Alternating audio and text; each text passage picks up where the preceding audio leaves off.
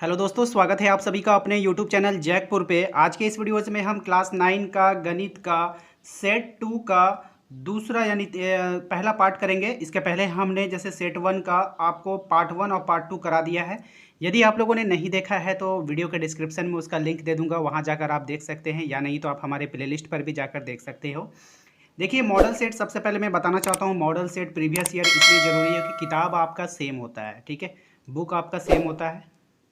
Question कहाँ से आता है? बुक से ही आता है, कोई के बाहर से नहीं आता है, इसीलिए क्वेश्चन रिपीटेड होने के चांसेस ज़्यादा रहते हैं, ठीक है। तो इसलिए आप लोग जो है प्रीवियस ईयर मॉडल सेट को देखिए जब तक आप लोगों का मॉडल सेट नहीं आता है। अब देखिए, यहाँ पर हम लोग देखेंगे गणित का। जैसा कि हम लोगों ने बता दिया था 40 सवाल आप लोगों का हर सेट में दिया जाता है, ठीक है। तो हम लोग डायरेक्ट आप सवाल पर आएंगे, ज़्यादा डिस्कशन ना करते हुए। देखिए किस तरह से सवाल आप लोगों के एग्जाम में पूछा जाता है और किस तरह से आप लोग उसको आंसर करेंगे। इस जो दिल में आप लोगों का डर होता है कि कैसा सवाल आएगा, कैसे प्रिपरेशन करेंगे, तो यहाँ पर मॉडल सेट कराने का यही मतलब होता है। देखिए, ये मॉडल सेट कुछ हम लोगों ने तैयार नहीं किया है, ये जैक बोर्ड का मॉडल सेट है, ठीक है। तो आप लोग देख लीजिए यहाँ पे क्या है। निम्नलिखित में से कौन अभाज्य संख्या है? आपके ऑप्शन है 2, 1, 0, 4।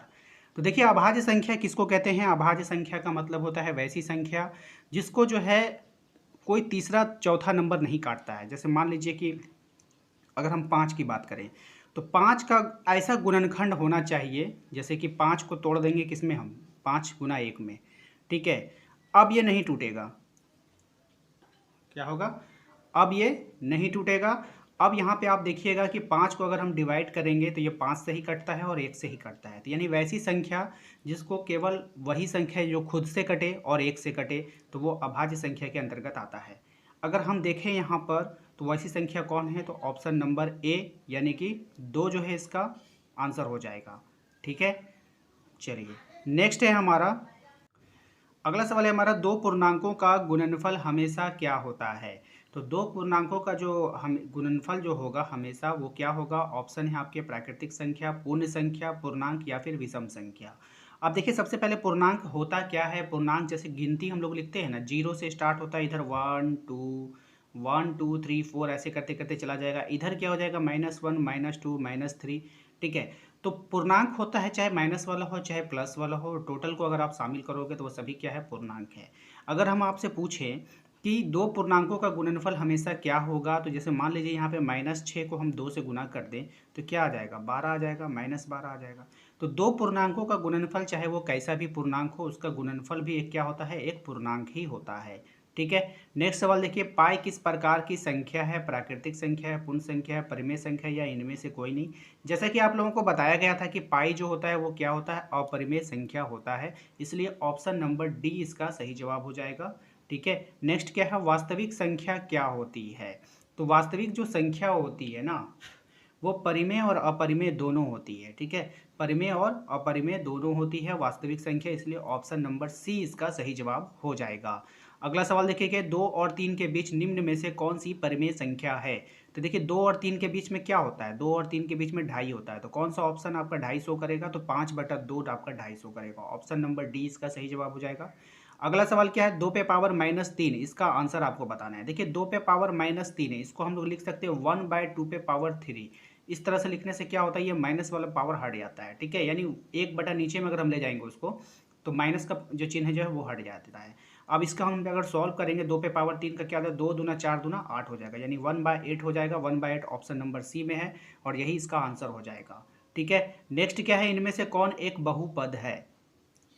ठीक है ना। तो देखिए, बहुपद को पहचानने का सबसे आसान तरीका क्या है, हम आपको बता देना चाहते हैं कि सबसे पहला बात तो उसका जो पावर होता है वो ऋणात्मक नहीं होना चाहिए, ठीक है। तो सबसे पहले तो यहाँ कट हो गया। दूसरा बात जो है वो बटा में नहीं होना चाहिए, देखिए यहाँ बटा में ये भी कट हो गया, ठीक है। तीसरा पार्ट है रूट में नहीं होना चाहिए, तो वो भी कट हो गया। तो यहाँ पर देखिए आपका ऑप्शन नंबर सी हो जाएगा, ठीक है। नेक्स्ट है, निम्नलिखित में से कौन सा बहुपद का शून्यक 2 होगा? किस बहुपद का शून्यक जो है वो 2 होगा? यानी कि जो ऑप्शन है आपको उसको शून्य के बराबर कर दीजिए और जिसका आंसर 2 आ जाएगा वही हो जाएगा। तो हम यहाँ पे जानते हैं कि यहाँ पे अगर हम -x - 2 बराबर 0 करेंगे तो x उधर 2 जाएगा तो 2 आंसर आ जाएगा, यानी ऑप्शन नंबर बी इसका ही सही जवाब हो जाएगा। अगला सवाल देखिए क्या है? बहुपद x² - 3x³ - 5 का घात बताना है आपको। तो घात का मतलब आप लोगों को पता ही होता है, जो सबसे ज़्यादा पावर जिसका होता है, किसका? यहाँ पे x पे पावर 3 हो जाएगा, तो ऑप्शन नंबर डी इसका सही जवाब हो जाएगा। नेक्स्ट क्या है, यदि पी एक्स बराबर 5x² माइनस 2x प्लस 7 है तो P1 का मान आपको बताना है। अब आपको करना क्या है, यहाँ पर जहाँ जहाँ x का वैल्यू है वहाँ वहाँ 1 पुट कर दीजिए। तो 5 पर 1 का स्क्वायर कितना हो कीजिएगा तो 1 आ जाएगा यहाँ पर। अब 1 को 5 से गुना कीजिएगा तो 5 ही हो जाएगा, माइनस 2 को 1 से गुना कीजिएगा तो 2 ही हो जाएगा, प्लस 7। तो 7 और 5 12, 12 में से 2 घटा दीजिए 10 आ जाएगा आपका। तो कितना आ जाएगा, ऑप्शन नंबर ए इसका सही जवाब हो जाएगा। नेक्स्ट क्या है, 2x³ minus 5x² minus 2x plus 5 में x पे पावर 4 का गुणांक क्या होगा। अब देखिए यहाँ पर आप लोगों को बेवकूफ़ बनाया जा रहा है। यहाँ पे देखिएगा x पे पावर 4 पूछा है, जहाँ पर कहीं पर भी x पे पावर 4 आपको दिख रहा है, नहीं दिख रहा है, तो इसका आंसर आपका हो जाएगा डी ऑप्शन 0। ठीक है, नेक्स्ट क्या है हमारा, देखिए यदि किसी बहुपद px से विभाजित किया जाता है तो शेषफल क्या होगा। तो देखिए इस तरह से अगर भागफल आएगा तो आप भाग देने मत लगिएगा। यहाँ पर जिससे भाग देने के लिए कहा जा रहा है उसका x प्लस 2 बराबर 0 रख दीजिए और x का वैल्यू कितना आ जाएगा, -2। अब x का वैल्यू -2 यहाँ पे पुट अप कीजिएगा, आपका आंसर आ जाएगा। ठीक है, तो -2 को अगर हम यहाँ पे -2 रख देंगे, फिर यहाँ पे -2 रखेंगे, तो यहाँ पे -2 का क्या हो जाएगा, स्क्वायर कीजिएगा तो 4 आ जाएगा। यहाँ पे -2 रखिएगा तो -2 हो जाएगा। अब -2 पहले से है, ठीक है ना। तो यहाँ पे अगर आप ध्यान दोगे तो ये -2 और -2 मिलकर हो जाएगा -4, तो 4 - 4 बराबर 0। ठीक है, तो यानी ऑप्शन नंबर सी इसका सही जवाब हो जाएगा। ठीक है, नेक्स्ट देखते हैं क्या है हमारा, x² माइनस 9x प्लस के का गुणनखंड x माइनस वाई है, तो k का मान ज्ञात आपको करना है। तो देखिए यहाँ पर अगर गुणनखंड इसका x माइनस 1 है तो x माइनस 1 बराबर 0 कीजिए और x बराबर 1 आ गया। तब k का मान निकालने के लिए आपको क्या करना होगा, गुणनखंड 0 जैसे k 1 रख यहाँ पे रखेंगे तो 1 का स्क्वायर माइनस 9x 9 इंटू 1 हो जाएगा प्लस k इक्वल टू 0 कर दो। ठीक है, तो 1 हो जाएगा, यहाँ पे आपका क्या हो जाएगा, 9 हो जाएगा। ठीक है, और प्लस के हो जाएगा बराबर 0। तो यहाँ पे देखिए 1 में से 9 घट जाएगा तो माइनस का 8 आ जाएगा, प्लस के बराबर 0। के का मान इधर रहने दीजिएगा, 8 को उस तरफ ले जाइएगा तो पॉजिटिव हो जाएगा, यानी प्लस में 8 आ जाएगा। तो यहाँ पे आपका प्लस में 8 ऑप्शन नंबर बी में आपको दिख रहा है। ऑप्शन नंबर बी इसका सही जवाब हो जाएगा। नेक्स्ट क्या है हमारा, x² माइनस एक्स इंटू 6 का गुणनखंड आपको करके बताना है। तो इसका गुणनखंड हम कैसे करेंगे, x का स्क्वायर लिख लो, अब माइनस एक्स को तोड़ करके लिखना है। तो माइनस एक्स को हम लोग तोड़ सकते हैं 3x में, क्या करेंगे 2x प्लस 2x करेंगे और -6 आ जाएगा। देखिए गुना करने पर आपका 6x² आ जाएगा और जोड़ने या घटाने पे आपका x आ जाएगा। अब इन दोनों में क्या कॉमन है, x कॉमन है तो x ले लीजिए, यहाँ पे x बचा, माइनस का 3 बचा। यहाँ पे क्या मिल रहा है, +2 मिल रहा है, तो यहाँ पर आप जो है x ले सकते हो, यहाँ पे -3 हो जाएगा। ठीक है, साफ साफ देख पा रहे हो, एक बार -3 आ रहा है और एक बार x+2 आ रहा है। ठीक है, तो कहाँ पे है, ऑप्शन नंबर डी इसका सही जवाब है, x-3 और x+2। ठीक है, नेक्स्ट देखते हैं क्या है हमारा।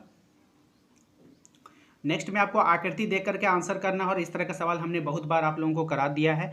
जैसे बिंदु एल का निर्देशांक आपको देखना है, तो बिंदु एल देखिए कहाँ पर है, तो बिंदु एल यहाँ पर है। तो पहले हम लोग एक्स का वैल्यू बताते हैं, एक्स में देखिए क्या है -5, तो एक्स में -5 किसके पास है, यहाँ पे नहीं है, यहाँ पे नहीं है, यहाँ पे नहीं है, यहीं पर है, तो यही आंसर हो जाएगा। वाई देखने का सवाल ही ना, वाई में -4 आ गया, यानी एक से भी आप आंसर को छांट सकते हो।